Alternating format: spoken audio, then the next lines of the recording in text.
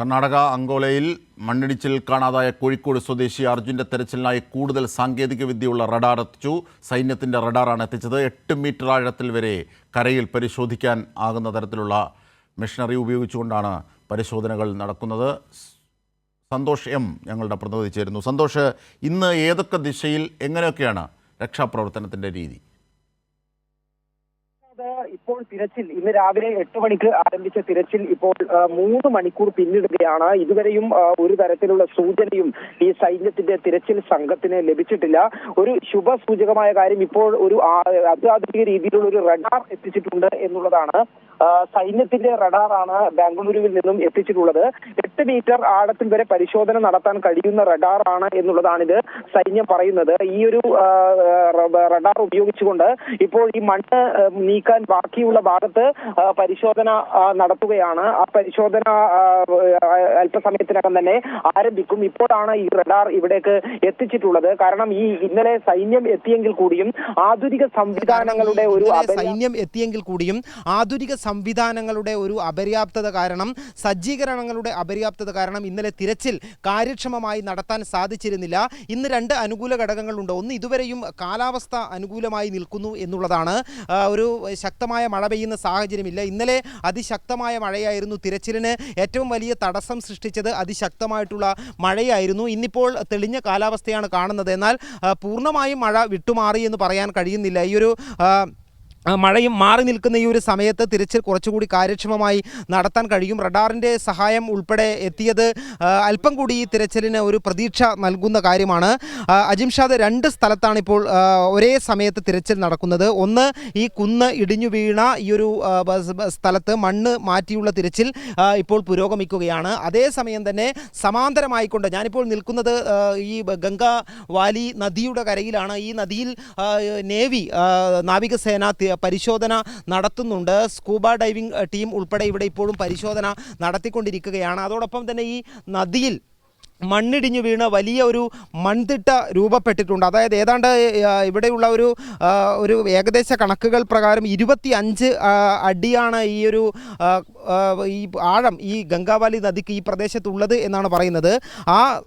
അത്രയും ആഴത്തിൽ മണ്ണ് വീണ് നിറഞ്ഞ് മുകളിലേക്ക് ഒരു മൺതിട്ടയായി ഉയർന്നു വന്ന് രൂപപ്പെടുന്നുണ്ട്. അപ്പോൾ നമുക്ക് അതിൽ നിന്ന് തന്നെ അനുമാനിക്കാം എത്രയധികം മണ്ണാണ് ഈ പുഴയിലേക്ക് എത്തിയിട്ടുള്ളത് എന്നുള്ളത്. അതുകൊണ്ട് തന്നെയാണ് ഈ നദിയിലെ തിരച്ചിൽ അല്പം ദുഷ്കരമാകുന്നത്. ഇന്നലെ തന്നെ നേവിയുടെ ഉദ്യോഗസ്ഥർ അനൗദ്യോഗികമായൊക്കെ പറഞ്ഞത് വലിയ ഈ തിരച്ചിൽ ഒരു വലിയ ദുഷ്കരമായിട്ടുള്ള കാര്യം തന്നെയാണ് നദിയിലെ തിരച്ചിൽ. കാരണം അതിശക്തമായിട്ടുള്ള കുത്തൊഴുക്കാണ് ഗംഗാവാലി പുഴയിൽ ഇപ്പോൾ ഉള്ളത് നമുക്ക് കാണാൻ കഴിയുന്നത്. അതോടൊപ്പം തന്നെ നല്ല വ്യാപ്തിയുള്ള വീതിയുള്ള പുഴയാണ് ഇത്. ഈ കനത്ത മഴയിൽ കൊങ്കൺ മേഖലയിൽ നിന്നെല്ലാം തന്നെയും കനത്ത മഴയിൽ വന്നിട്ടുള്ള മലവെള്ളം ഒഴുകിപ്പോകുന്ന ഒരു നല്ല ഒഴുക്കുള്ള സ്ഥലമാണ്. അതുകൊണ്ട് ഇവിടെയുള്ള നദിയിലുള്ള തിരച്ചിൽ അല്പം ദുഷ്കരമായി തന്നെയാണ് പുരോഗമിക്കുന്നത്. എങ്കിൽ കൂടിയും ഈ നേവി ഇവിടെ തിരച്ചിൽ ഇപ്പോഴും തുടർന്നുകൊണ്ടിരിക്കുകയാണ്. മറ്റൊരു പ്രധാനപ്പെട്ട കാര്യം, ഈ ഒരു 25 അടിയോളം താഴ്ച ഈ മൺതിട്ടക്കുണ്ടെങ്കിൽ അവിടെ ഉള്ള തിരച്ചിൽ വളരെയധികം ദുഷ്കരമായിരിക്കും. കാരണം മണ്ണ് ഡ്രഡ്ജ് ചെയ്ത് മാറ്റുകയൊക്കെ ചെയ്തതിന് ശേഷം മാത്രമായിരിക്കും അങ്ങനെയുള്ള ഒരു എന്തെങ്കിലും തരത്തിലുള്ള സാന്നിധ്യം കണ്ടെത്താൻ കഴിയുക. ഇവിടെ നമുക്ക് മനസ്സിലാകുന്ന ഒരു കാര്യം അജിംഷാദ്, ഈ കർണാടക സർക്കാരിൻ്റെ ഇവിടെയുള്ള ജില്ലാ ഭരണകൂടത്തിൻ്റെ ഒക്കെ ആളുകൾ പറയുന്നത്, അവരെപ്പോഴും പറയുന്നത് ഈ മണ്ണിടിഞ്ഞു വീണ ഭാഗത്ത്, അതായത് റോഡിൻ്റെ സൈഡിൽ ഇനി ലോറി ഉണ്ടാകാനുള്ള ഒരു സാധ്യതയില്ല എന്ന് തന്നെയാണ് അവർ പറയുന്നത്. ഇന്നലെ കർണാടകയുടെ റവന്യൂ മന്ത്രി ഈ കൃഷ്ണബൈരഗൗഡ ഈ കാര്യം ഇന്നലെ പറഞ്ഞിരുന്നു. അത് കൃത്യമായിട്ടുള്ള ഒരു സ്ഥിരീകരണമൊന്നുമില്ലാതെ അത്തരത്തിലുള്ള ഒരു പ്രതികരണം നടത്തിയതാണ്. ഏതോ ഉദ്യോഗസ്ഥർ നൽകിയ വിവരമാണ് എന്നുള്ളതാണ് അദ്ദേഹത്തിൻ്റെ കൂടെയുള്ളവരെല്ലാം തന്നെ പറഞ്ഞത്. ഏതായാലും അതേ രീതിയിൽ തന്നെയാണ് ഈ ചില ഉദ്യോഗസ്ഥരൊക്കെ പറയുന്നത്. ഇനി ഈ കരയിൽ ഉണ്ടാകാനുള്ള സാധ്യതയില്ല എന്ന് പറയുന്നുണ്ട്. അതുകൊണ്ട് ഇന്ന് രാവിലെ മുതൽക്ക് തന്നെ ഈ നദിയിൽ, ഗംഗാവാലി നദി കേന്ദ്രീകരിച്ചുകൊണ്ടുള്ള അവിടെയുള്ള മൺതിട്ടയിൽ ഉള്ള ഒരു തിരച്ചിലാണ് രാവിലെ മുതൽക്ക് തന്നെ നടക്കുന്നത്. അതേസമയം തന്നെ ഈ പറയുന്ന മണ്ണ് ഇടിഞ്ഞു വീണ റോഡിൻ്റെ അരികിലുള്ള മണ്ണിടിഞ്ഞു വീണ സ്ഥലത്ത് അവിടെയും മണ്ണ് മാറ്റിയുള്ള തിരച്ചിൽ ഇപ്പോഴും പുരോഗമിക്കുന്നുണ്ട്. റഡാർ സംവിധാനം എത്തി എന്നുള്ളത് തന്നെയാണ് ഒരു പ്രതീക്ഷ നൽകുന്ന കാര്യം.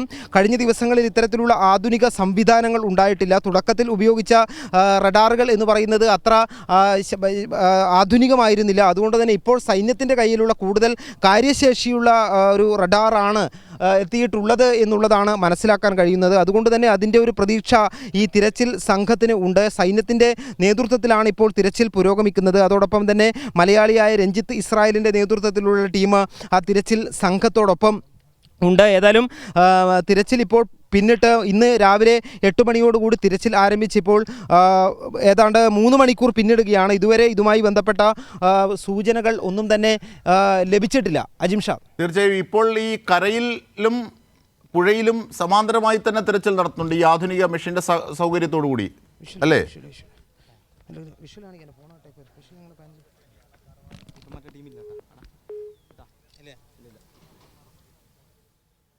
സന്തോഷാണ് വിവരങ്ങൾ വിശദാംശങ്ങൾ നൽകി വരുന്നത്. എന്തായിരുന്നാലും അർജുനായുള്ള തിരച്ചിൽ 7ാം ദിനവും തുടരുന്നു. ഒരു തുമ്പും ഇതുവരെ കണ്ടെത്താനായിട്ടില്ല. ഇന്നിപ്പോൾ സൈന്യത്തിൻ്റെ കൂടുതൽ സജ്ജീകരണങ്ങളോടുകൂടിയുള്ള തിരച്ചിലാണ് ആരംഭിച്ചിരിക്കുന്നത്. കരയിൽ മണ്ണിടിഞ്ഞു വീണ ഭാഗത്ത്, ആദ്യം ലോറി ഉണ്ടായിരുന്ന ഭാഗത്ത്, ഇത്രയും ദിനത്തിൽ തിരച്ചിൽ നടത്തിയിരുന്ന സ്ഥലത്ത് ലോറി ഇല്ല എന്നതിൻ്റെ സൂചനകളാണ് ലഭിക്കുന്നത്. പക്ഷേ അവിടെ പൂർണ്ണമായും മണ്ണ് മാറ്റിയിട്ടില്ല.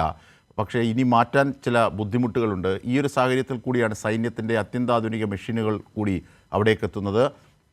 ആഴത്തിൽ പരിശോധിക്കാൻ ഉതകുന്ന തരത്തിലുള്ള മെഷീനറി ആണ് ഇപ്പോൾ എത്തിച്ചിരിക്കുന്നത്.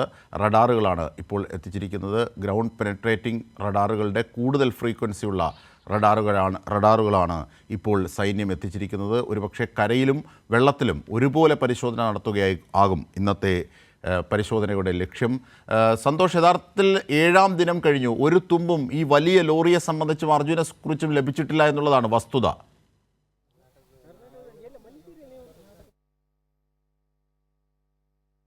ഇതുവരെയും 7 ദിവസം പിന്നിട്ടിട്ടും ഇതുമായി ബന്ധപ്പെട്ട ഒരു സൂചന പോലും തുമ്പും ഇതുവരെ ലഭിച്ചിട്ടില്ല. തിരച്ചിൽ തന്നെ ആരംഭിച്ച് കഴിഞ്ഞ് ഇത്രയും മണിക്കൂറുകൾ പിന്നിടുമ്പോഴും ഇതുമായി ബന്ധപ്പെട്ട ഒരു സൂചനയും ഇതുവരെയും ലഭിച്ചിട്ടില്ല. ഇന്ന് രാവിലെ 8 മണിക്കാണ് തിരച്ചിൽ ആരംഭിച്ചത്. ഇപ്പോൾ ഏതാണ്ട് മണിക്കൂറുകൾ പിന്നിടുകയാണ്. 3 മണിക്കൂറുകൾ പിന്നിടുമ്പോഴും വലിയ സൂചനകൾ, ഒരു തരത്തിലുള്ള വലിയ സൂചന എന്നല്ല, ഒരു തരത്തിലുള്ള സൂചനയും ഇതുവരെയും ലഭിച്ചിട്ടില്ല. ഇപ്പോഴാണ് റഡാർ എത്തിച്ചത്. അല്പസമയങ്ങൾക്ക് മുമ്പാണ് റഡാർ എത്തിച്ചുകൊണ്ടുള്ള ഒരു പരിശോധന ആരംഭിച്ചത്. ഏതായാലും മണ്ണ് മാറ്റി ഇന്നലെ തിരച്ചിൽ അവസാനിപ്പിച്ചത് ഈ വൈകുന്നേരത്തോടു കൂടി ഈ തിരച്ചിൽ അവസാനിപ്പിച്ചിരുന്നു. മണ്ണ് ഇടിഞ്ഞ സ്ഥലത്ത് നിന്ന് മാറ്റിയുള്ള തിരച്ചിലും നദിയിലെ തിരച്ചിലും വൈകുന്നേരത്തോടു കൂടി ഇന്നലെ അവസാനിപ്പിച്ചിരുന്നു. അത് വീണ്ടും രാവിലെ 8 മണിക്കാണ് പുനരാരംഭിച്ചത്. അവിടെ നിന്ന് ഇനിയും ഒരുപാട് മണ്ണ് പോകാനുണ്ട് എന്നുള്ളത് തന്നെയാണ് ഇവിടെ നിന്ന് മനസ്സിലാക്കുന്ന കാര്യം. ഇന്നലെ കർണാടകയുടെ റവന്യൂ മന്ത്രി പറഞ്ഞത് അവിടെ മണ്ണ് ഏതാണ്ട് മാറ്റുന്നത് പൂർത്തിയായി കഴിഞ്ഞു, അവിടെ ലോറിയുടെ സാന്നിധ്യം ഇല്ല എന്നായിരുന്നു പറഞ്ഞത്. എന്നാൽ ഇന്നും രാവിലെ മുതൽക്ക് ഇപ്പോൾ 3 മണിക്കൂറായിട്ടും ഈ മണ്ണ് മാറ്റൽ അവിടെ തുടർന്നുകൊണ്ടിരിക്കുകയാണ്. അജിംഷാദ്, ഇവിടെയുള്ള ഒരു ഭൂമിശാസ്ത്രപരമായിട്ടുള്ള ഒരു പ്രത്യേകത, ഈ ഒരു മണ്ണിടിഞ്ഞു വീണിരിക്കുന്ന ഒരു സ്ഥലം ഒരു വളവാണ്. അതുകൊണ്ട് തന്നെ എത്ര ദൂരേക്ക് മാറി, ഇവിടെയുള്ള ഡ്രൈവർമാരൊക്കെ പറയുന്നത് വളരെ ദൂരേക്കെല്ലാം മാറി വാഹനങ്ങൾ പാർക്ക് ചെയ്യാറുണ്ട്. അതുകൊണ്ട് കൂടുതൽ മണ്ണെടുത്താൽ മാത്രമേ അതിൽ വ്യക്തത വരൂ എന്നാണ് പറയുന്നത്. അവിടെ ഈ വാഹനങ്ങൾ നിർത്തിയിടുന്ന ഇതുവഴി കടന്നു പോകുന്ന ഡ്രൈവർമാരൊക്കെ ആ രീതിയിലാണ് പറയുന്നത്. അതുകൊണ്ട് തന്നെ ആ മേഖല കേന്ദ്രീകരിച്ചുകൊണ്ട് തന്നെയാണ് ഇപ്പോൾ തിരച്ചിൽ, മണ്ണെടുക്കുന്ന ജോലികൾ അവിടെ തിരച്ചിൽ പുരോഗമിച്ചു കൊണ്ടിരിക്കുന്നത്. അതിന് സമാന്തരമായാണ് ഈ ദേശീയപാതയ്ക്ക് നേരെ താഴെ ഭാഗത്താണ് ഗംഗാവാലി നദി നിറഞ്ഞൊഴുകുന്നത്. ഗംഗാവാലി ഈ മഴക്കാലമായതുകൊണ്ട് തന്നെ, കനത്ത മഴയുള്ളത് കൊണ്ട് തന്നെ പശ്ചിമഘട്ട മലനിരകളിൽ നിന്നും അതോടൊപ്പം തന്നെ കൊങ്കൺ മേഖലയിൽ നിന്നും എല്ലാം തന്നെയുള്ള വെള്ളം ഇവിടെ ഏറ്റവും പ്രധാനപ്പെട്ട ചില വെല്ലുവിളികൾ അവിടെ രൂപപ്പെടുന്നത് ഈ പുഴയിലെ സന്തോഷ് സൂചിപ്പിക്കുന്ന പോലെ ഒഴുക്കാണ്. ആ കാഴ്ചകളിലും അതിൻ്റെ തത്സമയ ദൃശ്യങ്ങളും ഞങ്ങൾ കാണുമ്പോൾ അത്രയേറെ വലിയ രീതിയിൽ ശക്തമായാണ് പുഴ ഒഴുകുന്നത്. പ്രത്യേകിച്ച് മലവെള്ളം ഒഴുകിയെത്തുന്നു. സ്വാഭാവികമായും അത് ഇനിയും അതിൻ്റെ ഒഴുക്കിൻ്റെ ശക്തി നാം കാണുന്നതിനപ്പുറത്തേക്കായിരിക്കും അതിൻ്റെ അടിത്തട്ടിൽ. ഇങ്ങനെയൊക്കെയുള്ള ചില പ്രത്യേകതകളുണ്ട്. അത് തെരച്ചിലിൻ്റെ വലിയ ബുദ്ധിമുട്ടാണ്. അത് മാത്രമല്ല, ഇവിടെ നിന്ന് ഏതാനും കിലോമീറ്ററുകൾ കഴിയുമ്പോൾ ഇത് ഈ പുഴ കടലിലേക്ക് ചേരുന്ന സ്ഥലം കൂടിയാണ്. അങ്ങനെയാണെങ്കിൽ നേവിയുടെ പരിശോധന ആ അർത്ഥത്തിൽ വളരെ ദുഷ്കരമായിരിക്കും പുഴയെ സംബന്ധിച്ച്. കരയിൽ ഇന്ന് പരിശോധന കേന്ദ്രീകരിക്കുന്നുണ്ടോ സമാന്തരമായി? തീർച്ചയായും ഈ രണ്ട് രീതിയിലുള്ള പരിശോധന, ഒന്ന് റോഡിന് സമീപത്ത് മണ്ണിടിഞ്ഞു വീണ സ്ഥലത്ത് നടത്തുന്ന പരിശോധന സൈന്യം നടത്തുന്നു. നേവി ഗംഗാവാലി പുഴയിൽ പരിശോധന നടത്തുന്നു. സ്കൂബ ഡൈവിംഗ് ഉൾപ്പെടെയുള്ള സംഘം ഉൾപ്പെടെ ഇവിടെ പരിശോധന നടത്തുന്നുണ്ട്.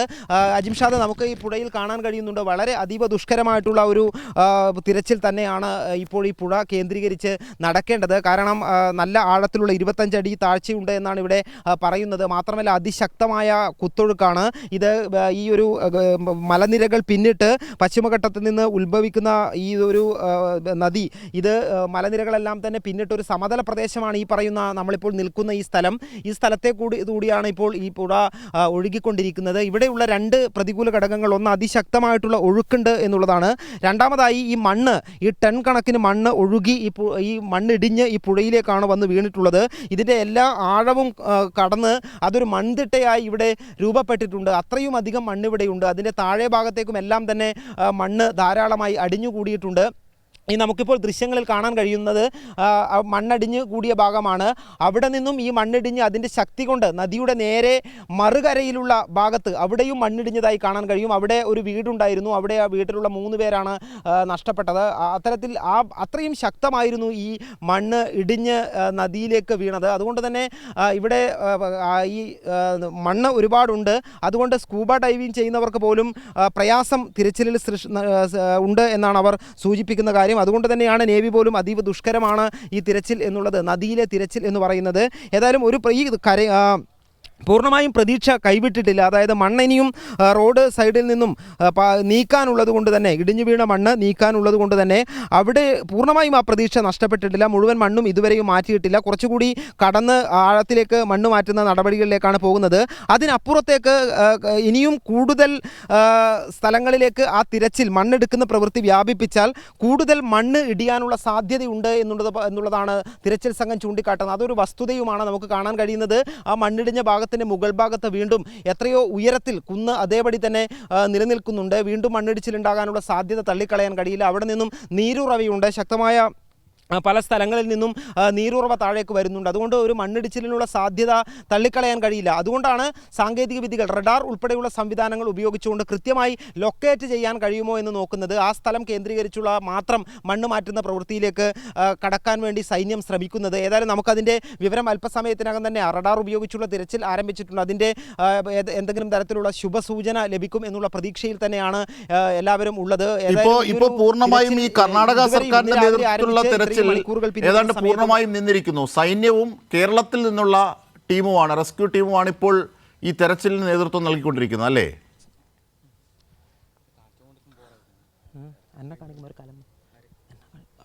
തീർച്ചയായും അങ്ങനെ തന്നെയാണ്. ഇപ്പോൾ ഈ നേതൃത്വം നൽകുന്നത് സൈന്യം തന്നെയാണ്. തിരച്ചിലിന് നേതൃത്വം നൽകുന്നത് സൈന്യം തന്നെയാണ്. ഇന്നലെ തന്നെ കർണാടകയുടെ ഭാഗത്തു നിന്നുള്ള ആ ഒരു തരത്തിലുള്ള ജില്ലാ ഭരണകൂടം അതിന് മേൽനോട്ടം വഹിക്കുന്നുണ്ടെങ്കിലും സൈന്യത്തിൻ്റെ നേതൃത്വത്തിൽ തന്നെയാണ് തിരച്ചിൽ പുരോഗമിക്കുന്നത്. അതോടൊപ്പം തന്നെ കേരളത്തിൽ നിന്നുള്ള രക്ഷാപ്രവർത്തകൻ രഞ്ജിത്ത് ഇസ്രായേലിൻ്റെ നേതൃത്വത്തിലുള്ള ഒരു ടീം കൂടി ഉണ്ട്.